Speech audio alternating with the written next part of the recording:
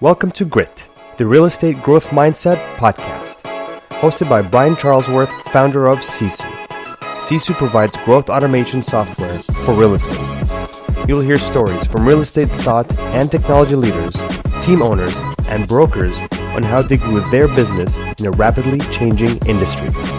You'll learn how to transform your brokerage and teams into a high-performing and analytics-driven business so you have a new, durable, competitive advantage against disruption in your market. So let's get right into it. Okay. Hello, everyone, and welcome back to the Grit podcast. I'm Brian Charlesworth. I'm the founder of Sisu and your host of the show. And today I have someone with me that I've known now probably about 3 years. Jamie Bledsoe is joining us. She is from the Neal Neal Team. She came in 2017 and kind of took over operations at the Neal Neal Team. These guys have had tremendous growth. I think they had about 150 transactions a year when I started working with them. Last year, they did over 850. This year, I don't know what you're pacing to do, but we can talk about that. But Jamie is basically responsible for all of the operations at the Neal Neal Team. And I can tell you this, she's done a phenomenal job. And when I think of Jamie, I really think of someone who is the leader or one of the forward-thinking leaders that knows how to just streamline and automate their business. And as you all know, I'm very passionate about streamlining and automating the real estate industry. And so I wanted to have Jamie on the show with me today because, I think there are a lot of people out there, especially in the market today. Interest rates just hit 6%. Here we are in June of 2022, and interest rates have more than doubled now over the last probably 4 months. Anyway, I think it's really a time when if you are running a real estate business, it's more important than ever that you really get your operations in check, that you know your business, that you're making smart decisions, that you're automating whatever you can. And so Jamie is the perfect guest for us today. So Jamie, thank you for being on the show. Maybe you could give us a little bit of background on yourself prior to coming into the Neal Team. Yeah, definitely. Thank you, Brian. That was really nice of you to say all those things. I don't see myself quite that same way, but I really appreciate it. I don't actually have my background in real estate is relatively minimal compared to a lot of people and yourself and people that I work with kind of on a day-to-day basis. Prior to joining the Neal Neal Team, I went to school out west at the University of Colorado in Boulder for architectural design, and got my first job out of school with a small architecture firm in Louisville, Kentucky. And I worked with them for a little over 4 years. And I met my husband out there as well. And so once we got married, his work brought us here to San Antonio. So we moved down here, and not having, any network or connections here, we had no family here. It was a little bit tricky for me to try to find something in that same field that I had previously been in. And I tried a couple of things, reached out to some people, was kind of trying to stay in that same industry and realm of work. And then ended up going a different route, and a route that's very common for people here in San Antonio, which is to get a job with USAA. They're a huge employer here, but they do insurance. So it was nothing like what I'd been doing before or went to school for or anything. And I was not a huge fan of the company. We are members there. My husband's a veteran, but I just, being in the line of work of insurance there, I didn't have a background in technology to kind of go the tech route there. I just, after about 2.5 years there, I wanted to try something else, and ended up getting a job with a large HOA management company here in town. And they're in different states around the country, but they were based here and manage, a huge number of homeowner associations here in San Antonio, which if you're not from Texas, I can tell you in Texas, like HOAs are massive. I mean, I'd never lived in a place prior to moving here where it's almost unheard of in some ways to not be part of an HOA. It's just, it's its whole kind of own industry down here. So got into the HOA management business and ended up leading the closing department. And I managed that closing department where what we did is we got resale certificates or real estate, transaction documents out for title companies when someone was selling or buying a home, and worked with a lot of the local title companies during that time, kind of learned how to read a lot of the legal documentation and the deeds, and managed a lot of the title checks to resolve people's accounts and this and that. And kind of started to really learn about real estate and get a little more interested in it, and ended up going from that job to work with the Neal Neal team. So, okay. So when you were at the insurance company, were you in sales? I was, yeah. Okay. I was like on the phone all day, like working with people on their home and auto insurance policies. It was totally random. It was definitely just not something I was passionate about, I'll say, and nothing that I was good at either. So, I mean, I did just fine in my job, but in terms of pushing sales on people, I can talk all day long about things that I'm passionate about and probably sell someone on something that I know well and love. But for just kind of random things, or just sales to sell, there's a reason why I'm not an agent too. I'm kind of on the opposite side of everything for a reason, because I don't think I'd be a great agent either for the same reason. I'm a little timid when it comes to trying to like close a deal and things like that. That's not my area of expertise for sure. So. Okay. So have you taken a disc profile? Mm-hmm. Yes, I have. And what is your disc profile? I am a very high C and D. They're almost equivalent. So in that regard, I know for a fact I have to kind of watch myself as far as managing people on the team and the way that I talk to people, because when I'm like moving quick, I know I'm the type of person that will very easily, my brain skips over pleasantries. Yeah. You know what I mean? And I'll just like get to the point and then I'm like, oh, that might have sounded rude. But yeah, very high C and D. So and highest C. What percentage is your C? Oh, it's very high. It's in the 90s. In the 90s. What about your D? Mm-hmm. Very similar. It's like high 80s. They're almost 80s. equivalent. They're Okay. very high, Okay. both of them. Yeah. And then my S is a little lower. It's kind of like mid-range. And I've got almost no I. I'm like the personality, like people person aspect of that is almost non-existent. So C and D, that's an interesting combo. So I think about that, and I think about how it's really shaped into your career, and you're heading up the ops for Neal and Neal. So when you came into the Neal and Neal team, tell us about what size they were, as far as like, that was 2017. How big were you guys back then? And what were you actually hired to do? So I was actually hired as kind of like a listing manager, executive admin person. Okay. They had just started to get to a point on the team, and were on the cusp of kind of growing to the point where they needed someone sort of taking over that pre-listing side of the work primarily, and letting the TCs really just focus on contracts. So I came in to sort of help with all of that. I was doing, basic bookkeeping work, just, a certain amount of like office management stuff. So it wasn't very big at the time. There are people who've been there longer than me that have seen it grow and change even more than I have, of course. But I think when I started with the team, we might have had about 13 agents. And how many transactions were you doing back then? Do you remember? I think the year I started, because I started in September, and we do our team advance, which is kind of like our annual planning for the following year every October. And I had just been with the team a couple weeks when we did our team advance. And I want to say it was like 250 was the goal for the following year, for the following year. So you were probably around 150. I think it's probably right. Okay. Yeah. Okay. So tell us about what systems you guys used back then, Jamie. Like, you came into this business and you were just trying to get your hands around things. Yeah. And what did you discover? And I mean, this is definitely not a knock on the Neal team. It's crazy how far you guys have come. But I think it's what I want to do is just dig into kind of the difference between where you were then versus where you are now. So can you tell us about like what your processes and systems looked like back then? Yeah, so very different than they do now, definitely.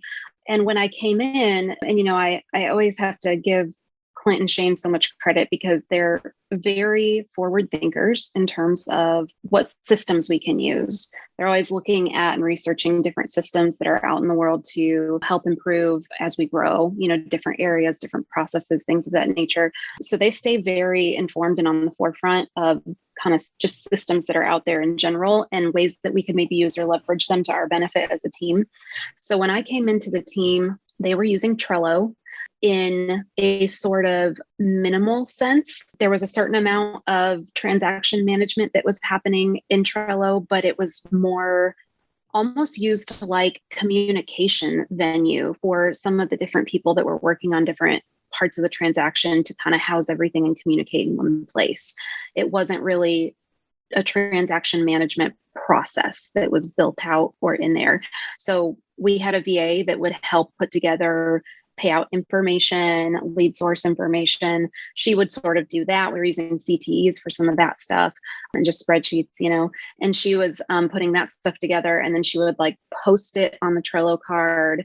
So it was saved somewhere where other people could access it then and, see what they needed to do with that information. And we were, just kind of keeping updates and information on those Trello cards in regards to the transactions. And then we had a system called Transaction Point that was really what we were using primarily as a transaction management system, particularly with our buyer contracts. The way we were structured as a team at the time was totally different than how we're structured now. We had 1 or 2 listing agents that did all of our listings, and then everybody else were buyer agents. So the vast majority of our volume was really coming in from the buy side of things. Our listing agents were pretty high volume agents, at the time and for where we were at as a team, but we were getting much more on the buy side. And Transaction Point was helping us manage that on the buy side of things. And that system was becoming incredibly expensive as the team was starting to grow because they charged per transaction that you input. So whether it closed or not, it didn't matter. You were paying for anything that you input, no matter how far it made it through. And of course, as you grow, that's not even scalable. I don't even know. I don't know how they're operating that way or who would be willing to pay for something like that when there's things like Sisu in the world. But yeah, it was, there were some things about that system that worked well for the process. For instance, you could assign due dates to tasks and set it up. It basically was a system where you would put tasks into the system, assign due dates for when they would be due relative to the key dates in the contract. And then it would just tell you what you had to do each day. So we were kind of using that for transaction management, Trello for sort of general information about the transaction, CTs and spreadsheets to, get reports on and obtain information about just about everything else as far as data is concerned with each transaction. So, So you used Transaction Point, you used Trello, you used CTEs, spreadsheets, you used what's Boomtown? Is that right? Yep, we used Boomtown as our CRM. We still do. Okay. Mm-hmm. And then what about for e-signature? Dotloop. And Dotloop. Okay. Are you still using Dotloop? Yes, we do still use Dotloop. We did not fall in line with what KW wanted us to do. We continued to use Dotloop as a team. Okay. So really your processes went from using 5 systems to using 3 systems because you still use Boomtown, you still use Dotloop, and you plugged Sisu into the middle. Is that right? Yes. And we had a VA that basically her entire job was managing, housing, and updating data, which she did primarily through CTE spreadsheets and a little bit of Trello in terms of where she would pull information from. Okay. You can't do anything with data in Trello, but that was an entire person's job. So you had a full-time person, and this is something that I don't think most people in this industry think about, but you had a full-time person. And if I understand what you just said correctly, this person's job was to take data from one platform, put it into another platform, take it from that platform, put it into another platform, and take it from that platform and put it into another platform. So maybe that started with Boomtown to CTE, to Transaction Point, to Trello, and then to Dotloop. Am I understanding this correctly? Yeah, not exactly in that order, but yes. So literally the entire, the entire data management system was her pulling data from all these different sources and systems. And then she had just these really intricate spreadsheets set up and established where she was, accumulating all this data, managing it, having to manually manage it, keep it up to date, keep it current, even all the way down to tracking all of the cap fees for the agents. And the agents would have to email her and be like, hey, where am I at on my cap right now? How much have I paid into it? And she would have to pull a report for them based off all the data she'd kept, and capturing just even basic information like that. But we have some agents that, they'll pop up and they would be like, hey, I was just wondering what my volume is so far for this year, my unit count, and she'd have to go in and pull a report and send them the info off of all these spreadsheets and all this, junk she was having to manage every single day. So she was a spreadsheet fanatic. Yeah. Pulling data in and out of 5 different platforms and really managing it in spreadsheets, it sounds like. Yeah. Mm-hmm. So it was, yeah. So if an agent needed something, they would come to her, and she basically had everything. Was there any way for anybody else to get access to those spreadsheets without her? Yeah. So Clinton Shane had access to everything, but it was so the way she had everything set up was so in depth and kind of intricate that I don't think they could have easily jumped in to edit or modify something. They would usually go to her, I believe, as well, to kind of be like, hey, can you pull a report for us on this out of the data that you have? Even though they could access the spreadsheets, it was just a very intricate mass of data and information that she had manually built out and was manually managing.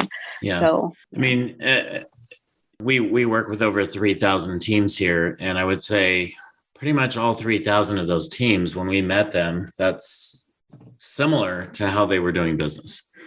And, there are still, I don't know, there's got to be, I know there's 109,000 brokerages in this space. There's got to be at least several 100,000 teams.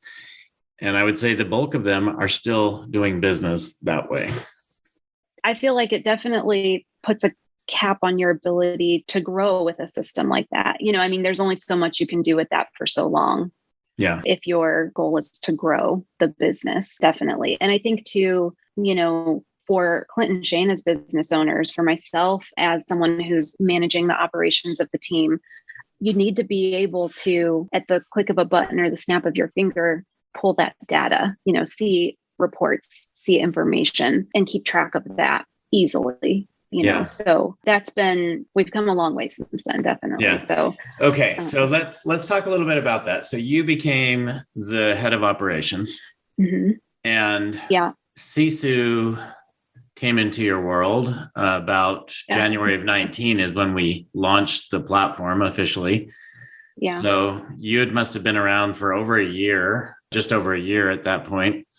Yeah. And so how did things change? Talk about this evolution of where you were and where you are now, and how that's impacted your business and allowed you to grow.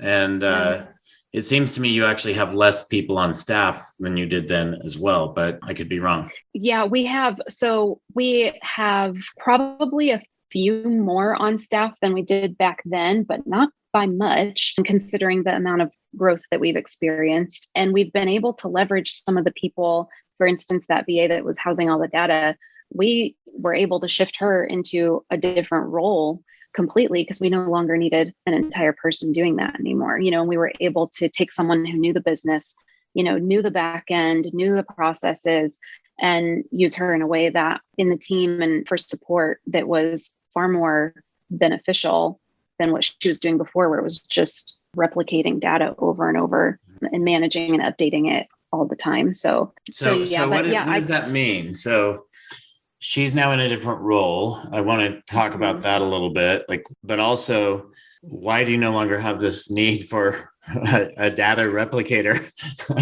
Because of Sisu. Yeah, so let's talk about that transition. When you guys discovered Sisu, I know it was early on. It was before we do everything we do today, but let's talk about that evolution of how your business transpired from there to where it is today and what that means. Well, yeah. And so I came into the team, and before, just upon entering in, before I had any real estate, experience or knowledge at all, coming in, Clint was sort of like, hey, with your background and some of your experience, I think you could build out a good transaction management system for us. They had seen another team that used Trello in a really interesting and unique way. And he had an even bigger vision for it, where he wanted to kind of do something like that, but build on it and potentially use that system. So he was like, before we start loading you down with transactions and all these other things, and you've got some capacity and you're like new and coming in with fresh perspective and set of eyes on this, he was like, talk with the TCs, get to know how the transactions run. And he basically just gave me this project of building out a process. So, which was a ton of fun for me. I hadn't really totally done anything like that before. And especially since I was very new to real estate, it was a complete, learning. The whole thing was such a learning process, but it helped really teach me about every step and stage of what we do and the contracts and, what the agents do and what the TCs have to do. And so I learned a lot in the process of doing that, certainly, but we got a pretty intricate, cool process and system built out in Trello. And the more we used it, the more we realized we could use it more and use it more. And it was working really well. And we got rid of Transaction Point. And that was evolving and growing as the team was starting to grow a little bit. But we still had this issue with having all this data we couldn't do anything with. So on the, back end of things, we still had somebody having to like do all of the pulling the data and pulling the data. So as far as just having tasks outlined and like a full transaction management process, that was working really well for us. And, we got that rolled out and just continued to build it, and it worked really well. Then that was actually back in the day when Trello was a little bit newer on the scene as well. So we had, I think it was like a free account initially, or it was either free or very dirt cheap. And then they either got bought out, I think, by somebody else, or they did get Atlassian or something, right? Yeah. And so, there was this, yes, exactly. So then there was this big shift where it's like, oh, because we had our entire process built out on this. So we had every agent, and it was not just our transaction management process, but it was like anything informational where the agents would need easy access to find broker information or license numbers or contact info or preferred vendors. There was like a Trello board for all of it, right? But the team was still growing pretty rapidly. And all of a sudden Trello comes in and they're like, oh, by the way, if anyone on your team is on more than a single board, you're now going to be charged for them as like a member or admin on the account, pretty much. And we were all like, oh, darn, because we were growing a lot at the time, and we had everything was just built out in the system, and I was like, what are we going to do? Because suddenly we had built out this massive thing, and it was like other things we'd used in the past, suddenly not scalable. If you've been enjoying Grit, please help us continue to grow the channel by leaving a 5-star review and sharing it with a friend. Now back to Grit. It sounds almost like your Trello boards came almost as complex as most people's spreadsheets. They were, yeah. There was a board for everything. It was, and it made information very easily accessible, but it still didn't solve the problem of data, because you can't do anything with the information that's there. It's just a dead end once you're done with it. So there's no reporting. No reporting. Yeah. So you're still duplicating work and process, like putting that data somewhere else. You still have all the duplicate entry. Okay. Still have all the duplicate entry. Yeah. And now on top of that, we were going to be charged a fair amount of money to continue to use that system. And so from there, Clint was basically like, okay, like, let's put on our thinking caps. And we're like, okay. And he was already working with you guys at that point, before the transaction management process and, part of the system was available and had rolled out. But he had at least started getting, I think just very recently before that happened, really, I think working with you closely on, okay, let's start moving the data over here and get it out of the spreadsheets and stop relying on the spreadsheets and relying on Sisu for a great place to house our data so we can pull reports. We have past records in a secure location and easily accessible for, him as a business owner. So I know he was already involved in that with you then at that point, I think, and working closely with you on, okay, this is something that we would love to have, or a report we'd love to be able to pull. Or so that was happening already when kind of the shift with Trello occurred, and we were sort of like, oh my gosh, okay, what are we going to do now? And we started just sort of researching other systems and thinking about things. And then Clint popped up to me and was like, hey, so Sisu's working on something that's going to be a game changer. And I was like, okay. And, one of the first things that we did was actually, he started digging in with me on showing me how the data, was input, how that worked, how to navigate the system, how to pull reports. And then we started talking about building out the commission forms. And we kind of looked at getting that piece in place and kind of ended up working on that simultaneously as working on building out the transaction management piece of the system, and then rolled all of that out to the team at the same time. And we did it in a way where it was not really a big impact or change to our agents, which was helpful because it's harder to get them to make a big shift than the support team.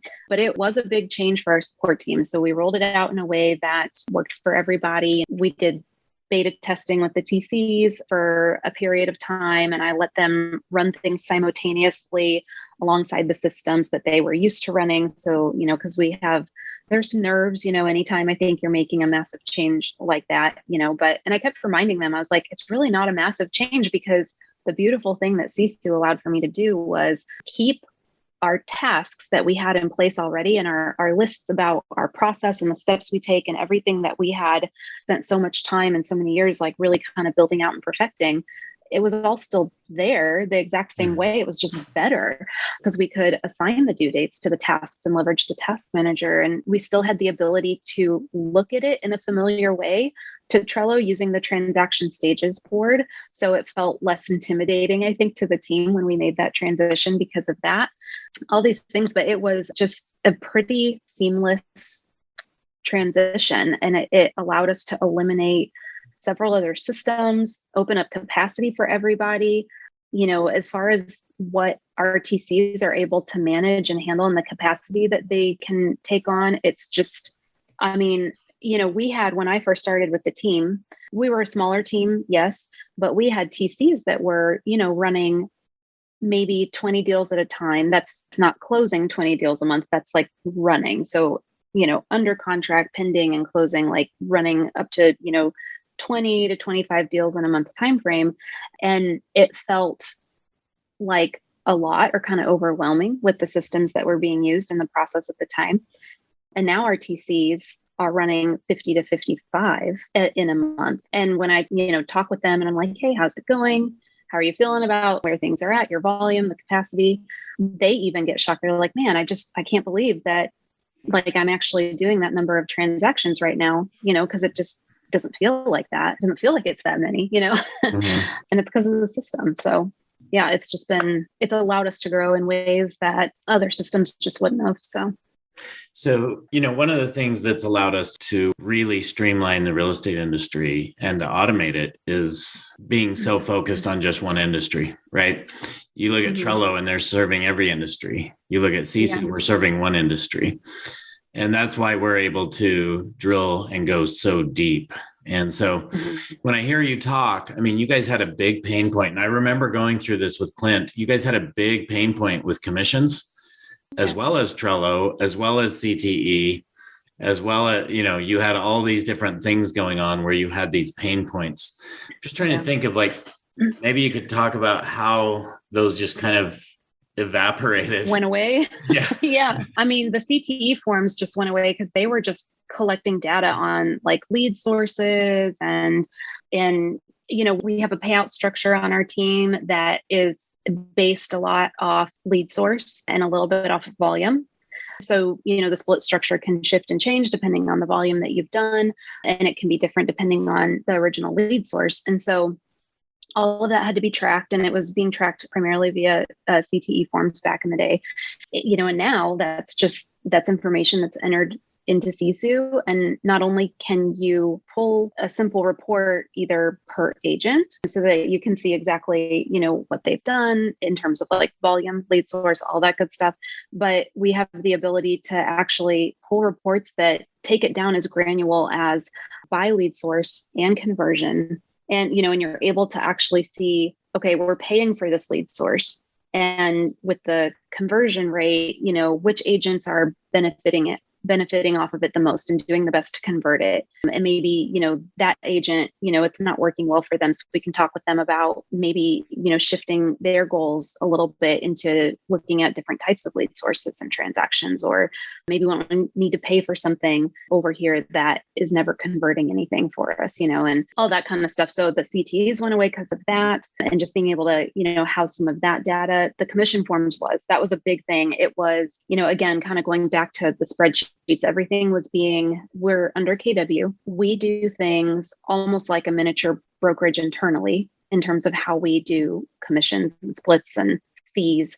And then we have to account for, as a team, what we owe to KW and how their structure is with splits and fees. And there's just a lot. There's a lot that goes into it, and having to kind of know how to break it down, make sure that you're getting the right percentages, adding the referral fees, adding, the correct broker fees and the caps at the right time and all these things. And so, that is just kind of its own little beast, and having it be managed, kind of on the back end by one of our VAs in a spreadsheet, it was just really hard and definitely not an ideal situation. And as I said, then people were having to go to her constantly and ask her, about where am I at on my cap? What's my volume? All these other things So how do they do that today?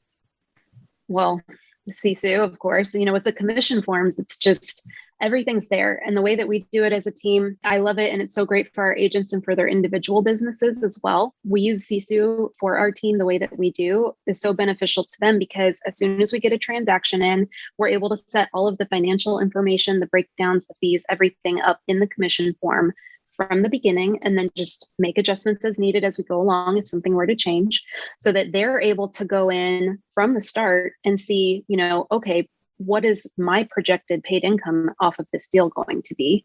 And then that way they can see that in advance, and kind of know and plan. We're able to have a lot of that information auto-populate based off of, simple things like transaction amount that's, input, GCI, referral details kind of pop up and auto-populate in the form, and being able to build out custom categories and entities where it's like literally a drop-down selection or click of a button to add something in that's preset at the right percentage amount or, the right flat rate. And also set to pay out to the correct entity, preset to pay out to the correct entity. There's just all of these intricacies that were accounted for in how you guys built out that system that make that, it's such a game changer.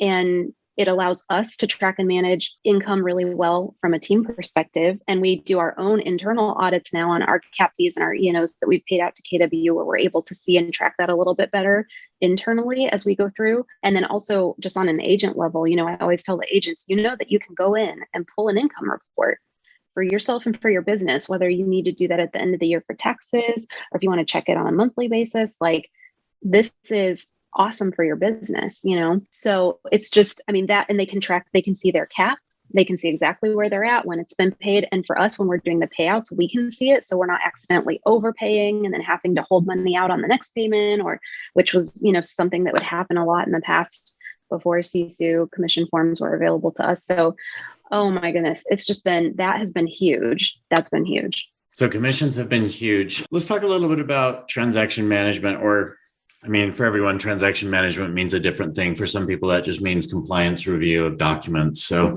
Let's talk about maybe project management of taking something from listing to under contract, or from under contract to close. How has this streamlined that for you? Yeah, just how has that become streamlined by no longer being on Trello, but having everything in one system? Oh, massively, massively. Not only having everything in one system, but to have the ability for our transaction coordinators to complete their tasks by transaction, by due date, you can organize it a million different ways. But for us, a lot of the times what RTCs will do is they'll go in, they'll kind of start off in their transaction manager at the start of the day and knock out, if there are any overdue tasks, knock those out, the tasks that are due today. And then from there, they can jump over to the transaction stages view board and see things on this higher level and kind of bird's eye view, and start going through and doing like little touch bases on all their individual transactions, and even work ahead of themselves. In the summers, we get so busy. And one of the things that I tell them all the time is that with a system like Sisu, they can really just let the system be their brain. When you're swamped, we have the system set up and Sisu set up in a way where you can just lean into that. Let that be your brain so that you don't miss anything, because we have our tasks broken down like very specifically and detailed for all of the important items, and I'm like, you don't have to try to like get overly caught up in your inbox or your calendar or manage anything by memory. Lean into the system, leverage it for what it was made for and the way that we have it set up in our processes, and just let that guide you through it. And it's worked so well, and it's opened up so much capacity for our TCs. It's incredible. It's been, as far as streamlining things and efficiency, it's been awesome. I love the way you say, let that be your brain. Oh, yeah. We've come so far that we are now branding ourselves as really the real estate operating system. So really everything you need for real estate, and moving towards that ecosystem where everyone does collaborate, including your mortgage and title companies. I wanted to ask, are you on the new integration with Boomtown? Yeah. Mm-hmm. Yeah. We're leveraging that, and it's been awesome. Okay. Awesome. So that's one thing that, as we talk about streamlining, whether you're using CTE or any other type of Wufoo form or whatever, to be able to have that information auto-populated from Boomtown to start a transaction is just one more way to eliminate that duplicate entry, right? So. Oh yes. Yeah. Yeah. We love that. And as soon as it rolled out, we announced it to the team. We, in our sales meeting, walked our agents through the process, and we were like, we want them to be able to use Sisu for certain things and in certain ways, but basically we were like, just don't touch it, because we were having a lot of problems for a while with duplicate entries. We are growing very quickly. We have a lot of new people coming in every month that are trying to get used to the systems and the processes. And the duplicate entries was a big thing that we were having to audit for really consistently for a while. So we kind of were like, you know what?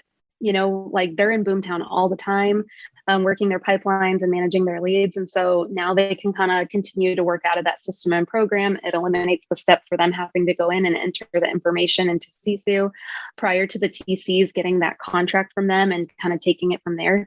And that's been awesome. And it has eliminated a lot of duplicate issues for us. And just so you know, too, a new feature we hadn't been previously leveraging, which we are now, and it's been great, is the lost feature.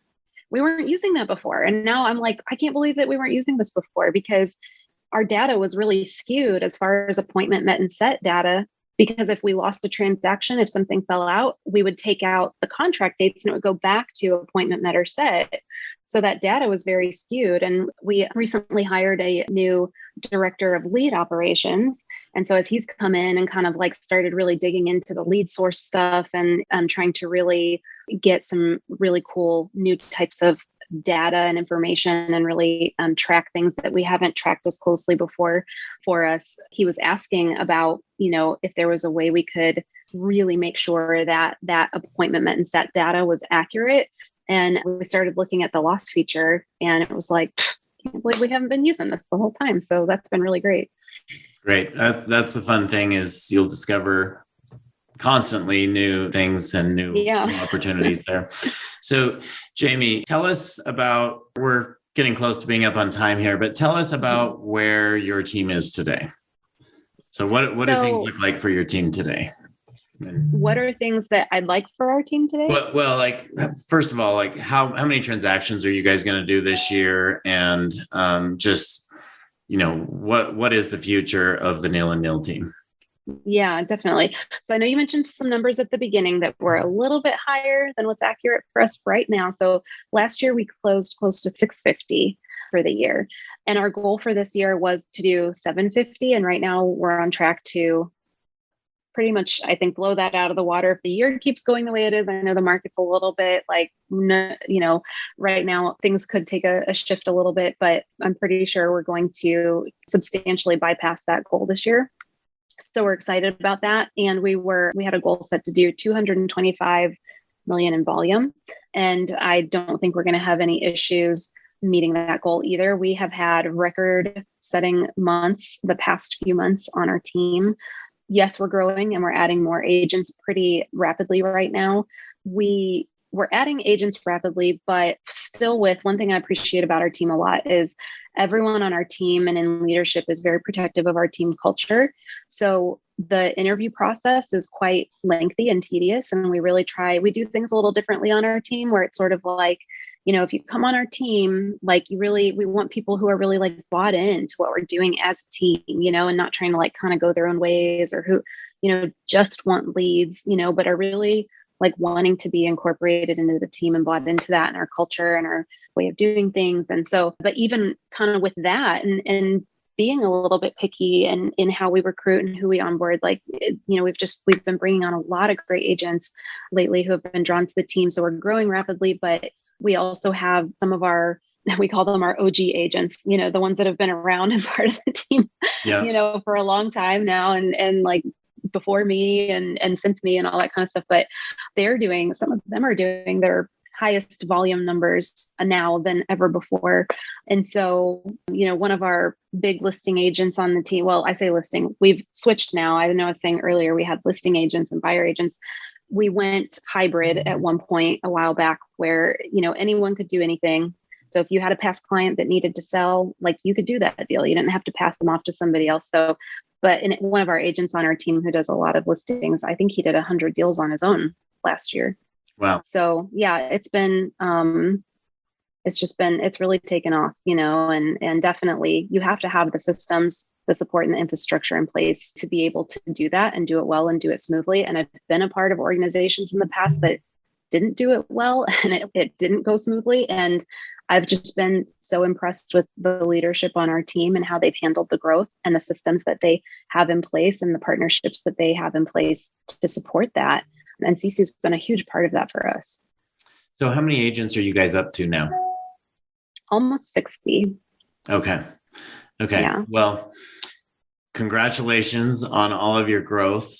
And, what I'm seeing as I listen to you say you're having some of your best months ever, the news is saying that the industry is going, is obviously going into a recession. That's what the news is saying.